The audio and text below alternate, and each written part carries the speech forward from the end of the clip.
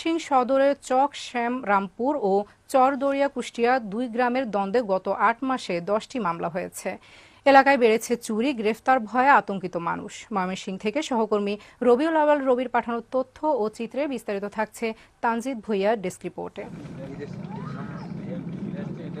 ব্রহ্মপুত্র নদের তীর ঘেঁষে গড়ে উঠেছে কুষ্টিয়া ইউনিয়নের গ্রাম চরদ্রি কুষ্টিয়া। এই গ্রামে প্রায় ৩৫০র মতো পরিবার রয়েছে। অপরদিকে পরাণগঞ্জ ইউনিয়নে চক শ্যামরামপুর গ্রাম। এই গ্রামের মানুষের আধিপত্য দীর্ঘদিনের। জমিজমা নিয়ে দু গ্রামের বিরোধ প্রকাশ্যে রূপ নিয়েছে বহুবার। আহত হয়েছেন অনেকেই। মামলার ভয়ে পুরুষ লোকজন বাড়িতে বেশি না থাকায় সম্প্রতি চরদ্রি কুষ্টিয়ায় বেড়েছে চুরি। তবে এসব ঘটনায় একে অপরকে দায়ী করছেন।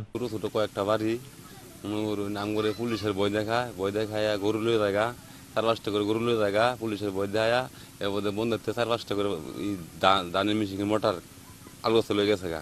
কতরি পুলিশ সাজে আর কতরি আয়া ওই হামলা মারিয়া ওই আমরা বাড়ি করতে যাই গরু ছাগল ধান চাল যা আছে সব লিয়ে জায়গা।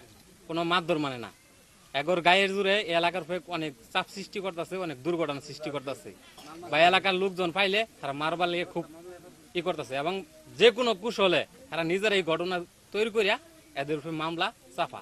ইউপি চেয়ারম্যান হাসানুল ইসলাম ও কৃষক লীগ সাধারণ সম্পাদক ইউসুফ আলী জানান, দুই গ্রামের দ্বন্দ্ব নিরসনে স্থানীয় জনপ্রতিনিধিরা বারবার সমাধানের চেষ্টা করেও ব্যর্থ হয়েছেন। তবুও সমাধানে আসার কথা শোনালেন। মানুষ বাঁচে না জীবন নিয়া, আর ওরা বাঁচে না ঝগড়া বিবাদ নিয়া।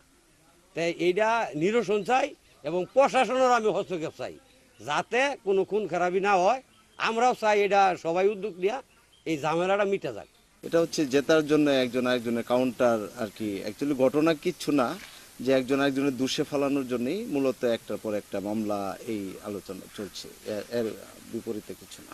ময়মনসিংহ কোতোয়ালি মডেল থানা ওসি ফিরোজ তালুকদার বলেন, অপরাধ কমানোর লক্ষ্যেই একাধিক মামলা নেওয়া হয়েছে। সামাজিকভাবে দুপক্ষের সাথে বসে বিষয়টি সমাধানের চেষ্টার কথা জানিয়েছেন পুলিশের এই কর্মকর্তা। তো প্রাথমিকভাবে যাতে অপরাধ না ঘটে বা অপরাধ বিস্তার লাভ না করে অপরাধ সংগঠন করে অশান্তি এই জন্য কিন্তু মামলা নেওয়া হয়, এত করে আইনের আওতায় আসে, কোর্টে আসে।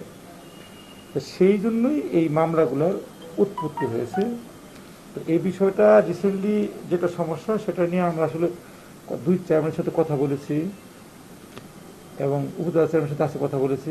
বিষয়টি সমাধানের মাধ্যমে দুই গ্রামের মানুষের মধ্যে শান্তি ফিরিয়ে আনার পাশাপাশি তাদের অর্থনৈতিকভাবে স্বাবলম্বী হওয়ার সুযোগ করে দেবে প্রশাসন, এমনটাই প্রত্যাশা সকলের।